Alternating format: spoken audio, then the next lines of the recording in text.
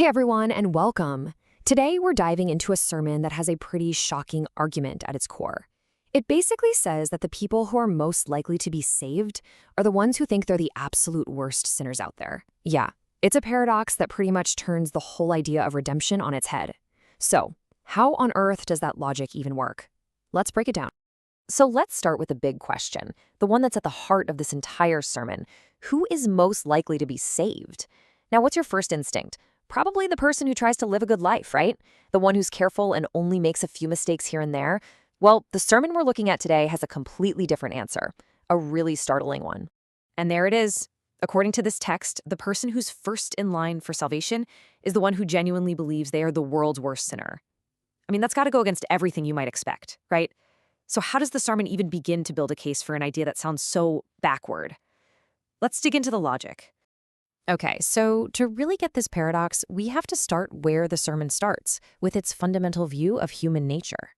The argument is that the core problem isn't really about the bad things we do, but about what we fundamentally are. The big foundational idea here is what the text calls a mass of sin. The argument goes that people aren't born neutral or good or as a blank slate. Nope, they're born inherently sinful. The sermon even uses this really intense phrase, a brood of evildoers, to describe humanity right from the get-go. Now, to make this idea really concrete, to make you feel it, the sermon uses this powerful metaphor. It asks you to picture the human heart as a glass. But at birth, this glass isn't empty. It's already filled right to the very brim with a filthy liquid. And you guessed it, that liquid is sin. And this metaphor is totally key to how the sermon sees life itself. Think about it. If you're carrying a glass that's full to the brim, what's going to happen the second you start moving? It's going to spill, right? It's inevitable. So the sermon says, as we move through life, sin just spills out. It's not about making a choice to sin in any given moment. It's just a natural consequence of our starting state. And this just keeps happening day after day until we die. So if that's the case, why doesn't everybody see themselves this way? It's a great question, and the next section of the sermon tackles exactly that. It calls it the illusion of goodness, basically the self-deception that stops people from seeing what's really going on inside. According to the sermon, people are just trapped by their own illusions. They look around and think they're holier than the next person, totally unaware of that massive sin sloshing around inside their own heart. The text even says they kind of hide in plain sight inside a culture of sin, where because everyone else is spilling a little, their own mess seems normal. But the sermon is really, really clear on this point. This self-deception is a direct path to damnation. And this brings us right to the sermon's big critique of what many of us would just call living a moral life. The simple attempt to be a good, careful person. Let's go back to our metaphor. The sermon argues that most people spend their entire lives trying to wipe up the sin that spills out. They apologize, they promise to do better next time, they try to clean up their messes. But here's the kicker, the sermon says this is completely useless. Why? Because the real problem, that full glass of sin, is still there, unchanged. So this sets up a really stark contrast between two different mindsets.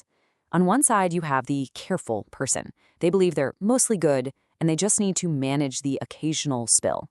They don't see the real source of the problem. But on the other side, you have what the sermon calls the complete sinner. This person knows they are a mass of sin from the start. They get that the only real solution isn't to wipe up spills, but to somehow empty the entire glass. And this leads to the sermon's most shocking conclusion.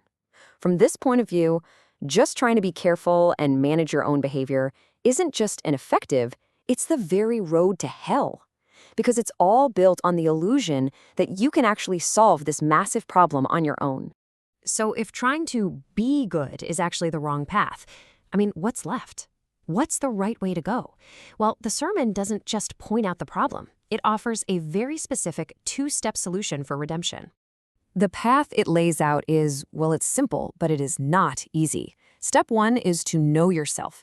That means you have to completely, 100% admit that you are, in fact, a mass of sin. It's only after that total admission that you can move to step two, to accept that Jesus has already provided a complete redemption, one that empties that glass for you once and for all. And this chart just shows you how all or nothing this viewpoint is.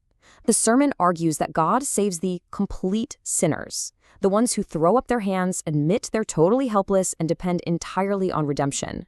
But those who come to God and say, hey, I just have a little bit of sin for you to clean up for me, well, they get turned away because they haven't even understood the true scale of the problem. And this explains why the sermon rejects the whole idea of just constantly asking for forgiveness for your daily mistakes. I mean, if your heart is a full glass, you're just going to sin again tomorrow, right? You'd have to ask for forgiveness over and over and over, endlessly. And in this view, that's not a solution, that's just a cycle of failure. So what's the big takeaway here? This entire theological framework just radically reframes our usual ideas about guilt and goodness and what it even takes to be saved. Let's just run through that core logic one last time. So the sermon's logic kicks off with this premise. Humans are born a mass of sin. From that starting point, it concludes that trying to be good or careful is just a useless illusion.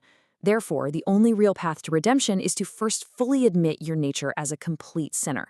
It's only from that point of total, brutal self-awareness that a person can truly accept the solution being offered. And that kind of leaves us with this final thought. You know, the ancient Greek saying was, know thyself. This sermon pushes that idea to a theological extreme, arguing that this kind of radical self-knowledge is the actual key to salvation. And regardless of what you believe, it does pose a really profound question for all of us. What does it truly mean to see ourselves clearly without any illusions at all?